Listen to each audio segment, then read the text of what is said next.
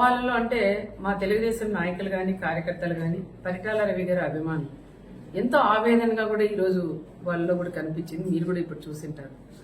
జగన్ రెడ్డి వస్తున్నారు, ఆయన హెలికాప్టర్ దిగకూడదు, మేము చుట్టుముట్టి మళ్ళీ తిరిగి వెనక్కి పంపిస్తామని వాళ్ళ ఆవేదన కూడా ఈరోజు చెప్పింది కూడా జరిగింది. ఎందుకంటున్నారంటే ఆ రోజు పులివిందలకి పరిటాల రవి అని వెళ్ళినప్పుడు అడగడగన చెక్ చేసి ఆయనకు ప్రాణహామీ ఉండదని తెలిసినా అడగడగిన చెక్ చేసి కేవలం 3 బండ్లు మాత్రమే పంపించి అక్కడ కోర్టులో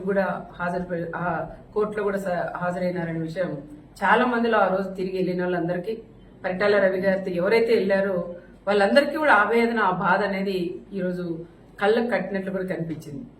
మరి ఈ రోజు మన రామగిరి మండలానికి వస్తున్నారు, మన ప్రాంతానికి వస్తున్నారు, ఆయన రాకూడదు, మీరు నో అని చెప్పొద్దండి అని నన్ను గట్టిగా కూడా నన్ను నిలదీస్తున్నారు. అయినా ఈ రోజు మా నాయకుడు చంద్రబాబు నాయుడు గారు మాకు ఒకటే నేర్పించారు. ఆయన చావుదానికి వస్తున్న చావుదాన్నే ఒక రాజకీయంగా లింగమయ్య అనే వ్యక్తే కనీసం ప్రకాష్ రెడ్డి అనే వ్యక్తికి కూడా తెలియదు. లింగమయ్య ఫ్యామిలీ కూడా తెలుగుదేశంలోనే ఉండేవాళ్ళు, వాళ్ళ పిల్లలకు కూడా ఉద్యోగాలు కూడా ఆ రోజులు ఇప్పించింది కూడా మేమే అని కూడా మేము చెప్పుకోవచ్చు. కానీ కొన్ని సందర్భాల్లో పార్టీలు కూడా మారిన తర్వాత అనుకోకుండా మన ఉగాది రోజు సంఘటన జరగడం, ఆ సంఘటన జరిగినప్పుడు ఒకరికొకరు కొట్టుకొని ఆ రోజు చనిపోవడం కూడా చాలా బాధాకరం. ఫస్ట్ జగన్ రెడ్డికిను ప్రకాష్ రెడ్డికి కాదు బాధపడిన వ్యక్తి నేనని కూడా చెప్పుకోవచ్చు. నా ప్రాంతంలో నా మండలంలో ఈ విధంగా జరగడం అది చాలా బాధాకరం అని కూడా మేము చేసాం. అది మామూలుగా సాధారణంగా గొడవపడి చనిపోవడం తప్ప అది ఒక ఫ్యాక్షన్ మర్డర్ అయితే కాదని ప్రత్యేకంగా నేను కూడా చెప్తున్నాను. ఒక ఫ్యాక్షన్ మర్డర్ గా సృష్టించి తోపు బ్రదర్స్ వాళ్ళు ఏదో రకంగా రాజకీయంగా చేయాలని లాస్ట్ 5 ఏళ్ళు వాళ్ళు ప్రతిపక్షంలో ఉన్నప్పుడు కూడా కురుబస్సును ముందు పెట్టుకొని ఒక పక్క వాల్మీకి ఒక పక్క కురుబ వాళ్ళు ముందు పెట్టుకుని కూడా రాజకీయం కూడా చేశారు. మళ్ళీ వాళ్ళు ఎమ్మెల్యే అయిన తర్వాత పాపం వాళ్ళు పట్టించుకుని పాపాన్ని కూడా పోలేదు. మళ్ళీ ఈ రోజు వాళ్ళు ప్రతిపక్షంలో ఉన్నారు కాబట్టి వాళ్ళకి దొరక 9 ఏళ్ల తర్వాత ఆయన లింగమయ్య చనిపోయాడు కాబట్టి ఆ లింగమయ్యని ఒక రాజకీయంగా వాడుకొని ప్రకాష్ రెడ్డికి కూడా ఆయన జగన్ రెడ్డికి కూడా పరిటాల కుటుంబం వాళ్ళు ఈ విధంగా చంపారు, ఒక ఫ్యాక్షన్ మర్డర్ అని చెప్పి ఈరోజు ఆయన్ని ఇక్కడ తీసుకొని రావడం అది ఎంతవరకు సహజమని కూడా కనుక్కోవాలి. ఒకసారి జిల్లాలో ఉండే మాజీ ఎమ్మెల్యేలు అందరూ ఉన్నారు, మాజీ మంత్రులు ఉన్నారు, మా కుటుంబం గురించి కూడా అందరికీ కూడా తెలుసు. కానీ ఈరోజు ఆయన్ని వీళ్ళు వచ్చేదానికి ధైర్యం లేక, ప్రకాష్ రెడ్డి వాళ్ళు వచ్చేదానికి కూడా ధైర్యం లేక ఈరోజు ఆయన్ని పిలిపియడం అది ఎంతవరకు ఒక్కసారి కనుక్కోవాలా. ఆయన జగన్ రెడ్డి కూడా తెలుసుకోవాలా అది ఫ్యాక్షన్ మర్డరా, మామూలుగా జరిగిన మర్డరా, ఇది ప్రకాష్ రెడ్డి ఏమైనా రాజకీయంగా వాడుకుంటున్నారనే విషయాలు వాళ్ళు కూడా తెలుసుకునే బాధ్యత ఒక మాజీ సీఎం గారికి కూడా ఉంటుంది. కానీ ఆ రకంగా కాకుండా వీళ్ళలో విభేదాలు పెట్టుకుని ఓ పక్క మాజీ ఎంపీను ఓ పక్క మాజీ ఎమ్మెల్యే వీళ్ళిద్దరి మధ్యలో గొడవలు పెట్టుకొని నేను తీసుకురాలా నువ్వు తీసుకురాలని ఎక్కువ పట్టింపుతో ఈ రోజు ఆయన కూడా తీసుకొస్తాం. ఓకే తీసుకురండి, నేను వద్దని చెప్పను. తీసుకొచ్చిన తర్వాత పాపరేట్పల్లికి వచ్చిన తర్వాత కనీసం ఆ కుటుంబాన్ని పరామర్శించి రెచ్చగొట్టి మాట్లాడుకోకుండా ఆ కుటుంబానికి కూడా న్యాయం చేసి వెళ్ళమని నేను మాజీ సీఎం గారికి కూడా చెప్తున్నాం. మా బీసీల నియోజకవర్గం మాది, మరి మీరు బీసీలను అడ్డం పెట్టుకుని రాజకీయం చేస్తున్నారు మీ ప్రకాష్ రెడ్డి వాళ్ళు.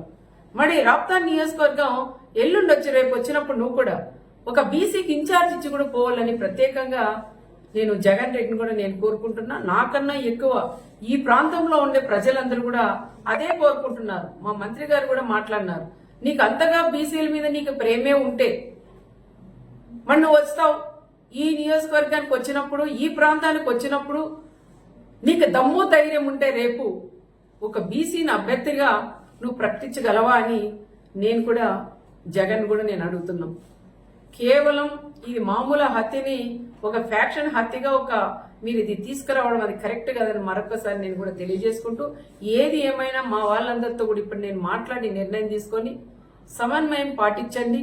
వీళ్ళు గొడవలు పెట్టి కక్షలు పెట్టి ఏదో విధంగా మనల్ని గొడవల్లోకి లాగుతున్నారు. దయచేసి వాళ్ళ ఉచ్చులో పడొద్దండి, దయచేసి అలాంటి వాళ్ళు నమ్మొద్దండి.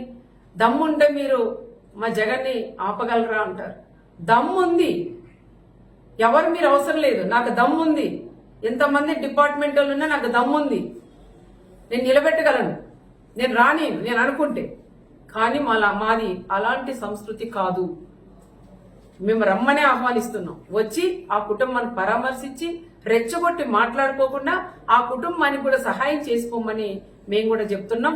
ఇంటెలిజెన్స్ డిపార్ట్మెంట్స్ వాళ్ళు కూడా సార్లను కూడా అడుగుతున్నాం. రెచ్చగొట్టి ప్రకాష్ రెడ్డి అనే వాళ్ళు ఈ రోజు ఈ టైంలో కూడా ఆయన మళ్ళీ పెడుతున్నారు. మీకు ఆపే ధైర్యం ఉందా అని. ఇక్కడ తెలుగుదేశం బ్లడ్ ఉంది, ఇక్కడ పరిటాల బ్లడ్ ఉంది, మా చంద్రబాబు నాయుడు గారి బ్లడ్ ఉంది. మేమెందుకు ఆపమయ్యా ఆపాలంటే?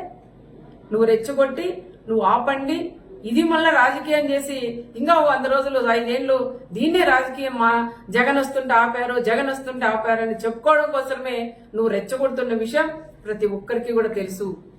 దయచేసి ఎవరైనా సరే వాళ్ళు ఎన్ని రెచ్చగొట్టినా దానిలోకి ఎవరు కూడా మీరు పోకోకుండా రేపు సమన్వయం పాటించి ఆయన వస్తాడు పోతాడు. దయచేసి ఎవరు కూడా అల్లర్లే కానీ ఎవరింట్లో వాళ్ళు ఉండమని వాళ్ళని కోరడానికే మా కార్యకర్తలు మా లీడర్లందరినీ కూడా నేను ఇక్కడ పిలిపించాను. వాళ్ళతో కూడా మాట్లాడి వాళ్ళకు కూడా అదే విషయం నేను చెప్పాలనే ఈరోజు నేను అందరినీ కూడా ఆహ్వానించాను. అది కూడా నేను చెప్తాను. రేపు వస్తాడు ఆయన పోతాడు, దాని గురించి ఎవరు కూడా మాట్లాడొద్దండి. ఏ చిన్న గొడవ వద్దని చెప్తున్నాం.